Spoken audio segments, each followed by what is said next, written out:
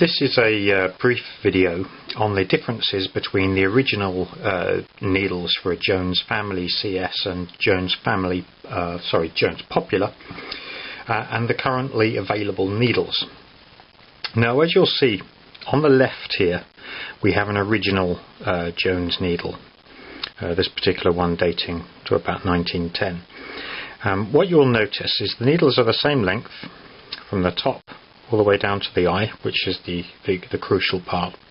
But you'll notice on the currently available needles, the thick part of the needle, called the shank, is a few millimeters longer. Now, there's absolutely nothing we can do about that, because these needles on the left here were phased out probably some 40 or more years ago, and they're simply not available anymore unless you happen to get really lucky on eBay.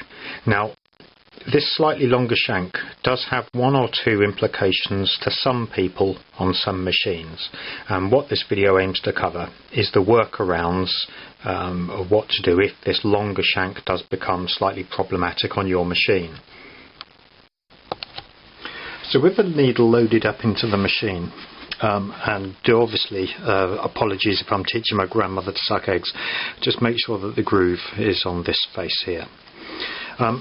What we'll notice is as the needle comes down and penetrates into the cloth, you'll see that shank gets very close. If I can find my pointer, gets very close to the top of the foot here. Now, if you happen to be using really thick thread on a heavy gauge needle, then it's quite possible that the thread will become trapped between the shank as it gets very close to the cloth and the edge of the presser foot. Now, there's not an awful lot you can do about that with the existing presser foot, and it does seem to only affect machines where say this slot down the center here is very narrow, or maybe the foot has become very slightly bent, which isn't that unusual. Some of these machines have been through the wars over the last sort of 100 years that they've been kicking around in people's garages and things. So if you do experience that, there's a few things you can do. One is to switch to a slightly thinner needle and a thinner thread. So for example, if you're using a really thick cotton thread for its strength, then you can always take the route of using, say, a much stronger thread that's much thinner. So for example, a 60s bonded nylon, for example, incredibly strong, but not very much thicker than regular cotton. But if you're absolutely insistent on using very thick thread with a very fat needle, there's a few things you can do. Now, some of these feet I have found come very close to the needle, so one of the things you can do in that situation is try a different presser foot. Now, one of my favourites to use in that situation are these little Singer straight stitch articulated feet.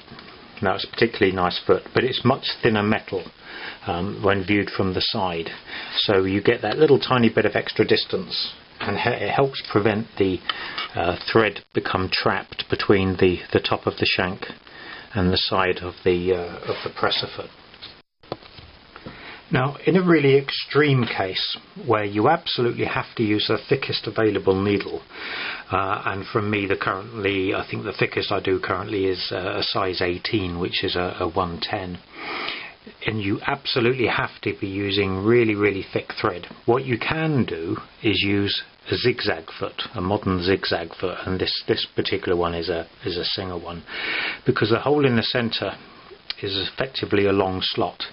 So as your needle comes down, you've still got absolutely tons of space on this side so that your thread won't become trapped.